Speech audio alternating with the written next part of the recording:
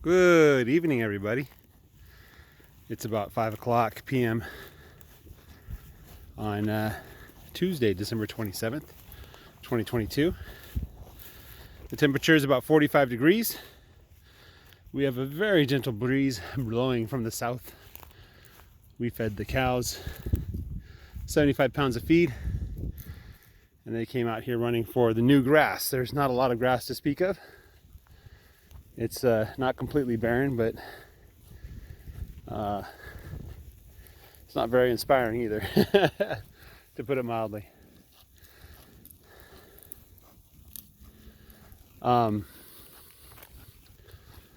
The water is no longer frozen. It did dip below freezing this night. It's going to touch freezing. It's going to about 3 to 3 degrees tonight. Maybe if we have a cold north wind blowing, it might freeze some things. So this is where we're at. Looks like one of the calves got through the crosswire and is grazing before the other cows. Look at that. She has some grass in her mouth. Maybe this is the secret of survival here on the range. The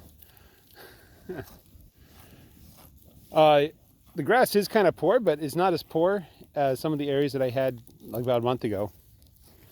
It is kind of thick. Lots of little pieces of grass are growing. Because of the freeze that we had, the deep freeze not too long ago, I wonder if this grass is going to be okay. I think that the roots were well enough down that they're not going to die. Hopefully we'll see some growth here. Thursday it's supposed to get to 71 degrees with rain. And again, the forecast for the next month is looking like lots of warm days. Their manure is looking a lot better, it looks like. I don't see a bunch of tails covered in poo. Poo is French for excrement. They're looking pretty happy. Their hollows are not completely filled in, but it's not completely empty either.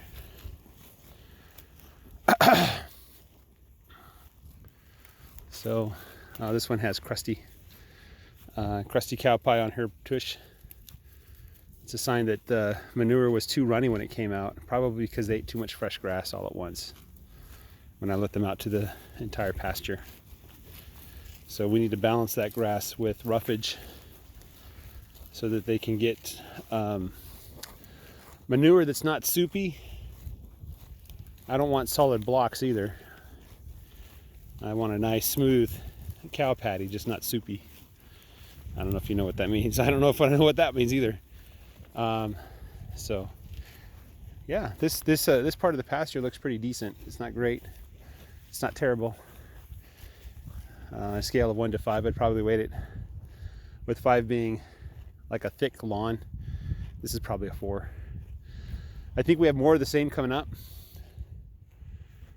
This is what they grazed last week. Well, 3.5 days ago, and then 100 feet that way is last week. It looks a little bit like a golf course, which is not ideal at all. You know, if I could let the grass stay like this and just keep growing, that's probably the best case for the grass.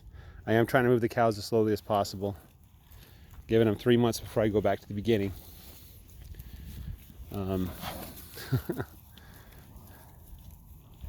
So hopefully by the time I do get back to the beginning, there'll be some good grass.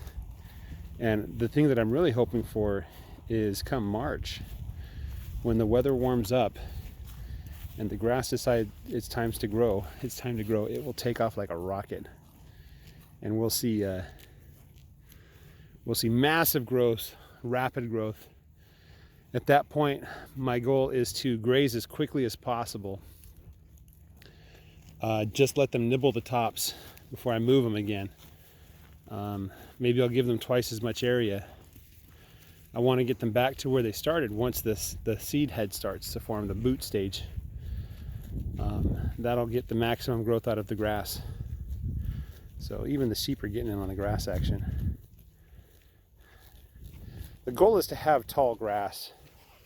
Keep the grass off the ground. The goal is to keep the ground covered with something green. The goal is to get lots of growth out of the grass too. The grass grows through An initial stage, when it doesn't grow very much, it just kind of pokes its head out. It builds its root system. It's like a childhood phase.